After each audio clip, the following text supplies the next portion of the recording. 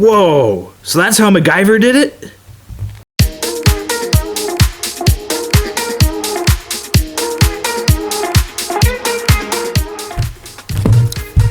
Welcome back to Scouter Jeff Asks a Question. Today's question is, I got one of these books at my Arrow of Light crossover, and I don't know what I'm supposed to do with it.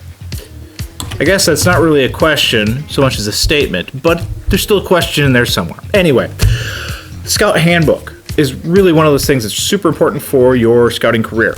Now, there are two different handbooks, one for boys, one for girls. They are the same content, though. All the requirements are the same, the content's the same. It's just the pictures and some of the formatting that's a little bit different. So, they're really interchangeable from that regard.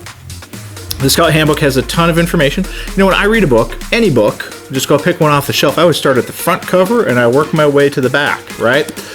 The Scout Handbook should work just the same. It starts off with the most important stuff, and then you're learning about all the different aspects of scouting, and then you get to the rank requirements at the end. So it's intended to be read and not just sit on a shelf somewhere.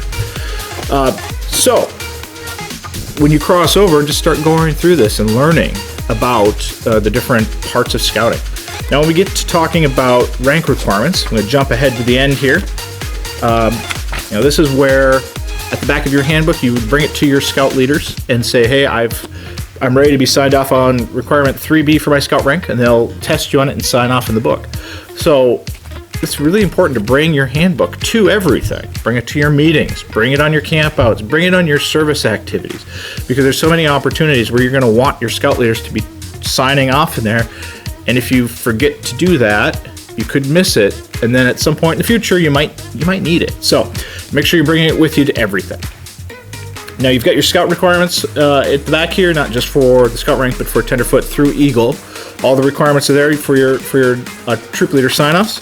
In addition, in the back of the handbook here, we've got a list of merit badges, and this is a handy place just to track the ones that you have, not just Eagle required, but your electives. So as you're doing Star Life and Eagle, you're tracking on the ones you need to complete. There's also a log for your leadership positions. So for Star, Life, and Eagle, you need to hold a position of responsibility for a certain period of time. So this is a great way to keep track of those months in those positions. There's a hiking log back here, which is great for hiking merit badge.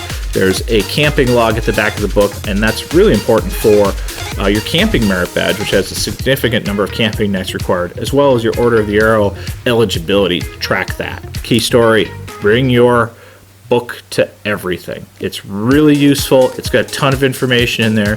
The nice thing too is for all of the rank requirements at the back, if it says tie a square knot, it'll give you the reference to the page in the book where it shows you how to tie the square knot. So hope that answers today's question. Until I see you next time, happy scouting.